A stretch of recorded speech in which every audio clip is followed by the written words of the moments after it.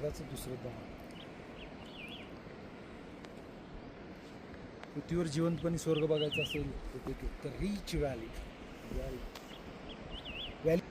Valley म्हणजे फक्त फुलांसाठी प्रसिद्ध असलेली व्हॅली नाही आहे, तर व्हॅली म्हणजे प्रकृतीसाठी आहे. अप्रतिम निसर्ग आहे इथला, आणि या निसर्गात तुम्ही इथं हरवून जातं, तुम्हाला स्वतःला स्वत्व राहत नाही, निसर्गाच्या स्वाधीन होतं तुम्ही. इतकं सुंदर हे सगळं दृश्य. माझ्यासोबत माझे मित्र